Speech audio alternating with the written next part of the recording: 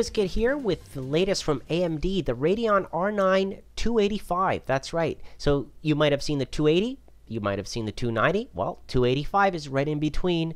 I have here the Club 3D card brand. There are different brands, of course, that I've reviewed in the past. This one takes two 6-pin connectors, nothing out of the ordinary there on the outputs. Let's look at the specs a little bit, as you can see here. But first, let me tell you a little bit also about the card, just in case if you're wondering what's new. Well, first off, it supports true audio. Okay, so that's AMD's way of saying let's get you into the game and get true audio sound when you're playing, right? And also being able to have two of these cards without having that crossfire bridge connector is a big plus as well. XDMA and also a modified GSN front end, that graphics core next engine, the architecture. So it's borrowing a lot from the R9 290, it's borrowing from the R9 280, and it's kind of coming to a compromise in between. So that's why you can see here in this comparison chart how it has similarities to others, and it competes directly with the NVIDIA GTX 760. So going back to the latest graphics core next architecture, like I was saying, there are improvements in there at the hardware level. Of course, we're going to get improvements on the tessellation, okay, because of the asynchronous command engines. There's different types of clock cycles that have been improved, and we're really looking forward to faster, speedier decoding, for example, of graphics, okay, and encoding. So you can see here in a conversion from 4K to 1080p, for example. However, this card is not really meant for a display that is a 4K display. Okay, it's a mid-range card, so 1080p or 1440 type of resolution is good, but don't go too high on it. I would play games on high though, however, so such as these ones here that I'm showing you. So Tomb Raider on 1920 x 1080, and also on ultra wide 2560 x 1080 on ultra quality preset. Of course, you're going to get smooth graphic quality settings, and that's what you really expect from this. I do like the color compression improvements. It's got great frame buffer data, is now stored in a lossless compressed format, which is really nice. I obviously do a lot of video editing to create these videos and show them to you, so I always look for improvements there. Crysis 3, the engine there, really puts the card to a test. You really can't play the game anything high, more than high quality settings, because then the frames really drop, as you can see right there in those results. Another thing that I wanted to point out, that the latest drivers that I'm using here, which are the beta ones, don't seem to be optimized for Mantle very well yet. Okay, so most of my benchmarks are based on DirectX 11 only, as you can see here on Battlefield 4, the campaign, and on multiplayer. Very reasonable results, of course. If you're playing on high multiplayer, you're not going to see any lag, very smooth. No issues there for me. Later on, once the final drivers and support come out properly for the 285, I will review some Mantle benchmarks.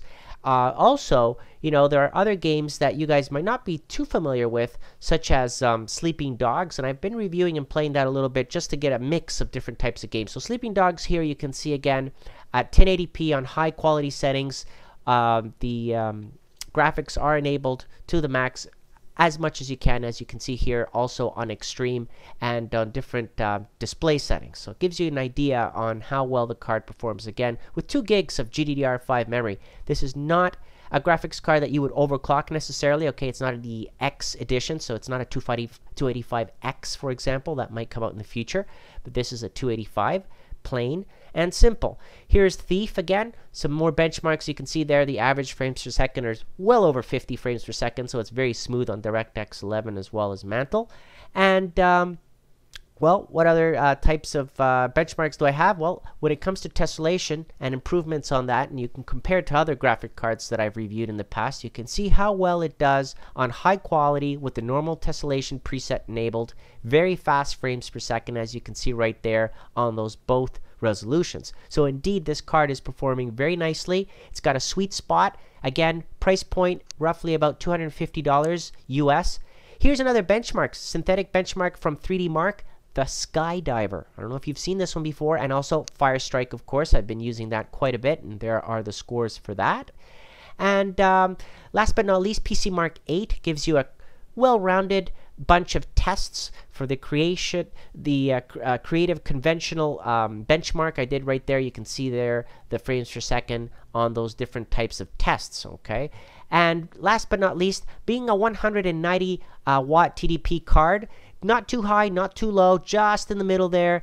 And temperatures are roaming around 37 degrees Celsius on idle, and it shoots right up to 66 degrees, sorry, on full load. Power, well, it will go up a little bit, of course. On idle, I've got about 110 watts on boot up, 87 watts on idle once you're in Windows, not the desktop, and you can see it goes up to over 200 watts there on full load for the GPU, that is. Okay, so it gives you an idea again on the power requirements on a system such as the one that I'm using right now, okay, which is a really nice Intel Core i7 4770K running at 4.6 gigahertz. So there you have it. Comment below, let me know what you think about this brand new 285, the R9 285 from AMD. Again, I've been testing this for a couple weeks now. I just didn't release the benchmarks until I was satisfied with what I was playing with and how well it did. And I'd like to thank AMD for providing it. Comment below, and thank you for watching.